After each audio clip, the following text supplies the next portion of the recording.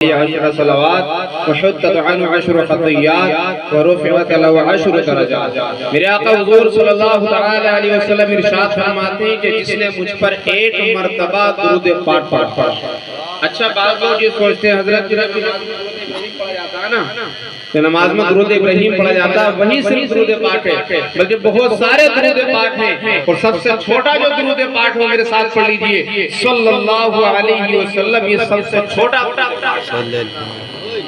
چھوٹا درود پاک ہے صلی اللہ علیہ وسلم۔ اس کے پڑھنے کی بھی برکتیں ہیں، اس کے پڑھنے سے بھی فیض حاصل ہوتا ہے، پریشانی دور ہوتی ہے۔ اتنا چھوٹا درود پاک ہے، ہم راستے میں جا رہے ہیں، کار میں بیٹھے ہیں، سفر کر رہے ہیں، صلی اللہ علیہ وسلم پڑھتے رہے تو ہماری کتنی پریشانیاں دور ہوں گی۔ تو میرا آقا ارشاد فرماتے ہیں کہ جس نے مجھ پر ایک مرتبہ درود پاک پڑھا، اللہ اس پر 10 رحمتیں بھیجتا ہے، اس کے 10 گناہوں کو مٹا دیتا ہے، اور اس سے 10 درجات بلند کر دیتا ہے۔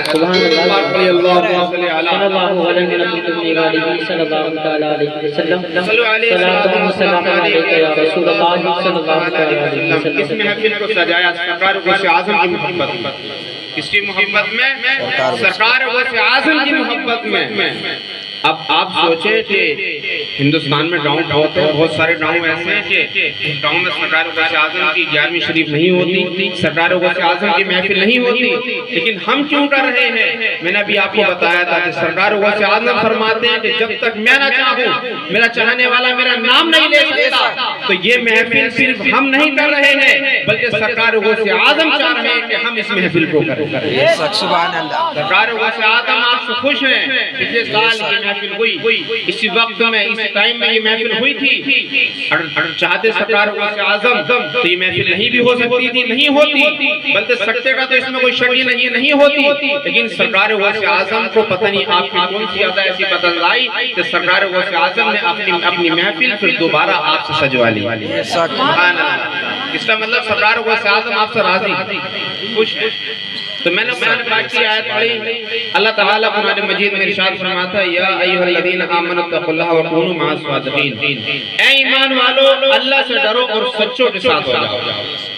پہلے کہا کیا کہا؟ یہ نہیں کہا ڈائریکٹ اے ایمان والو سچوں کے ساتھ ہو جاؤ، بلکہ اللہ رب العزت نے فرمایا اے ایمان والو اللہ سے ڈرو۔ پہلے اللہ سے ڈرنا ہے، لیکن ہمارا جو عمل ہے وہ مع الصادقین میں زیادہ ہے، یعنی سچوں کے ساتھ زیادہ ہے۔ مزارات پر آپ دیکھیں بھیڑ لگی ہوئی ہے، ہماری خانقاہ میں بھیڑ رہتی ہے، بہت سارے مزارات ہیں وہاں پر بھیڑ رہتی ہے، لیکن ان کی سیرت جس کے مزارات پر آپ جا رہے ہیں ان کی سیرت بھی دیکھنا ہے کہ انہوں نے یہ مقام و مرتبہ کیسے حاصل کیا ہے، کتنی عبادات دی ہے انہوں نے، کتنی قربانیاں دی ہیں۔ تو سب سے پہلے اللہ سے ڈرنا ہے، پھر سچوں کے ساتھ ہونا ہے۔ اللہ سے ڈرنے کا مطلب کیا ہے؟ میں آپ کو اس لیے بتا رہا ہوں کہ آپ نے مجھے بلایا کہ کچھ نہ کچھ آپ کو حاصل ہو جائے۔ ویسے آدمی کرامات بھی آپ کو سنا دوں گا، لیکن میں سوچ رہا ہوں کچھ آپ کی اصل میں اصلاح ضروری ہے، اصلاح ضروری ہے، اور اصلاح اگر آپ کی ہو گئی، آپ نے ایک بھی میری بات پر عمل کر لیا اور آپ اسے پوری زندگی کرتے رہے تو آپ کو وہاں کرنے پر ثواب ملتا رہے گا، اور مجھے وہاں آپ جب تک آپ وہ کام کرتے رہیں گے جب تک مجھے بھی ثواب ملتا رہے گا۔ تو سب سے پہلے اللہ سے ڈرنا ہے۔ اللہ سے کیسے ڈرنا ہے؟ کہ نماز نہیں چھوڑنی ہے، جھوٹ نہیں بولنا ہے، لیکن ہم دیکھ رہے ہیں عوام کو کہ رات کو 2 بجے تک موبائل چلا رہے ہیں لیکن فجر کا نہیں پڑھتا۔ ہم سرکار غوث اعظم کے ایسے چاہنے والے ہیں کہ نماز عشاء کو چھوڑ کر سوتے ہیں اور نماز فجر کو چھوڑ کر اٹھتے ہیں، یہ حال ہے۔ سرکار غوث اعظم کی سیرت کو دیکھیں، سرکار غوث اعظم کا کردار تو دیکھیں، بچپن تو دیکھیں، سرکار غوث اعظم نے کتنی عبادات کی ہیں۔ سرکار غوث اعظم کی وہ شان ہے، سرکار غوث اعظم نے 40 سال تک عشاء کی وضو سے فجر کی نماز پڑھی۔ 40 سال کتنے ہو گئے؟ ابھی 40 سال میری عمر بھی نہیں، پتہ نہیں کتنے لوگ ایسے ہوں گے بھی یہاں 40 سال کے نہیں ہوں گے، لیکن 40 سال کا کتنا طویل وقت ہے۔ 40 سال تک سرکار غوث اعظم عشاء کے وضو سے فجر کی نماز پڑھتے رہے، ساری رات عبادت کرتے رہے، ساری رات اللہ کو راضی کرتے رہے. اور سرکار غوث اعظم کی سیرت میں لکھا ہے سرکار غوث اعظم کو جب نیند آیا کرتی تھی تو یہ بھی آپ کی لکھی ہے سرکار غوث اعظم کی سیرت میں کہ اپنے بال چھت سے باندھ لیا کرتے تھے. اللہ اکبر. یہ سرکار غوث اعظم کی شان ہے. سرکار غوث اعظم کی جانبی کرنے والوں سرکار غوث اعظم کی سیرت میں دیکھو. کبھی سوچا ہے کہ سرکار غوث اعظم بے نمازی سے کس طرح نفرت کرتے ہیں؟ سرکار غوث اعظم کا قول سنیے. سرکار غوث اعظم بے نمازی سے یعنی سرکار غوث اعظم کی جو جانبی کرتے ہیں انہیں برکتیں ملتی ہیں. یہ بات حقیقت ہے. ہم نے دیکھا ہے سرکار غوث اعظم کی وہ شان ہے. ہم نے دیکھا ہمارے رشتہ داروں میں، ہم نے پڑوسیوں میں دیکھا، اپنے چاہنے والوں میں دیکھا، اپنے مریدین عقیدت مند میں دیکھا. سرکار غوث اعظم کی 11ویں کو انہوں نے 1 کلو چاول سے شروع کیا تھا. آج وہ اپنے گھروں میں بھگونے بنا رہے ہیں. سرکار غوث اعظم کا فیض ہے. لیکن نیت اچھی ہونی چاہیے. یہ نہیں ہونا چاہیے کہ پڑوسی 5 بنا رہا ہے تو میں 6 بناؤں گا. نیت یہ ہونی چاہیے کہ سرکار غوث اعظم ہم سے راضی ہو جائے. تو سرکار غوث اعظم کی 11ویں کرنی ہے. سرکار غوث اعظم کی 11ویں جو اپنے گھر میں کرتے ہیں پورا گھر پورا سال اس کا بلاؤ سے محفوظ رہتا ہے، جادو ٹونے سے محفوظ رہتا ہے، آفت بلیات سے محفوظ رہتا ہے. لیکن سرکار غوث اعظم کا قول تو سنیں. جس گھر میں بے نمازی ہوتے ہیں سرکار غوث اعظم بے نمازی سے کس طرح نفرت کرتے ہیں. سرکار غوث اعظم نے بے نمازی کو کس طرح ناپسند کیا. سرکار غوث اعظم فرماتے تھے کہ ایک طرف سے بے نمازی آ رہا ہو اور ایک طرف سے زندگی میں لطف آ رہا ہو. سرکار غوث اعظم فرماتے تھے یا تو آپ کو یعنی اس کے بیچ میں سے گزرنا ہے، یا تو آپ کو بے نمازی کی طرف ہونا پڑے گا، یا تو آپ کو اس کتے کی طرف ہونا پڑے گا.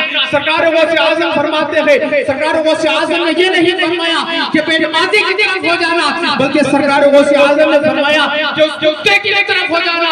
اس لیے کتے کے بدن پر جو گندگی لگی ہوئی ہے اگر آپ کے کپڑے یہ بدن پر پڑ گئی تو آپ اس کو تھوڑے سے پانی سے پاک کر سکتے ہیں. لیکن بے نمازی کی نحوست اگر تم پر پڑ گئی تو کوئی بھی اسے سمندر کا پانی پاک نہیں کرتا.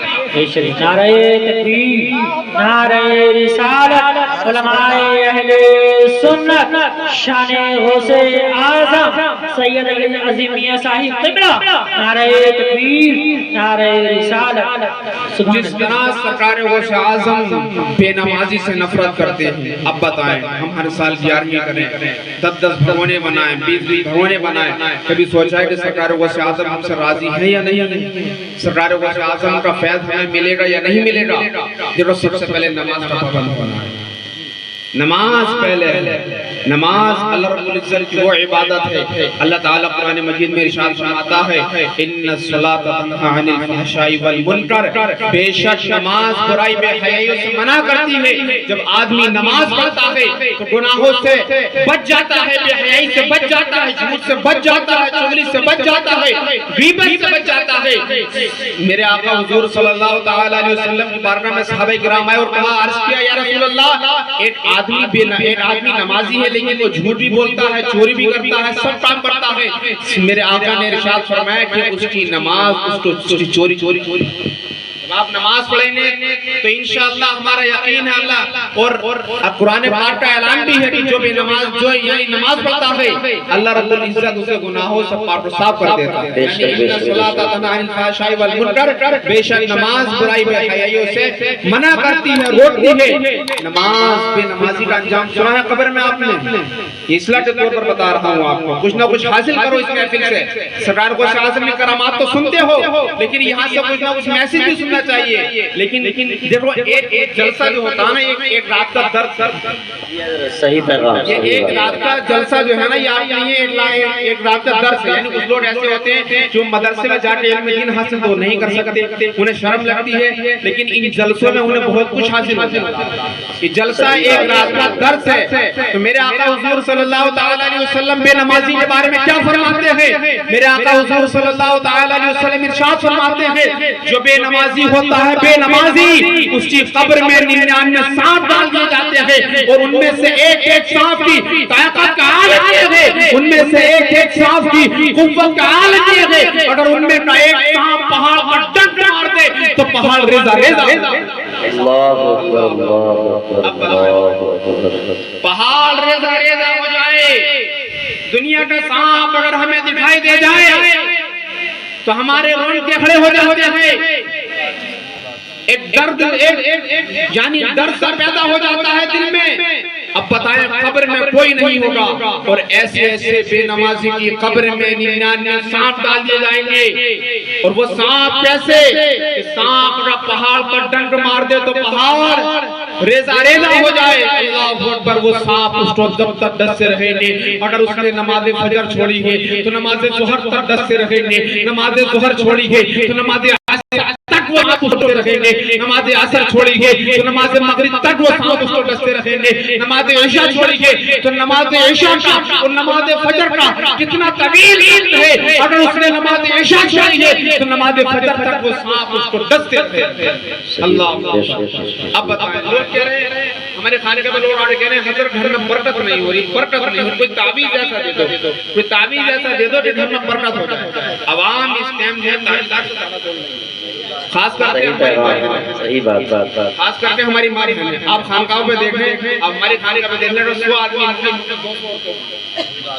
تعویذات پہ زیادہ دوڑ رہے ہیں. ارے تعویذات سے پہلے نماز پہلے ہے. جو تعویذ لینا ناجائز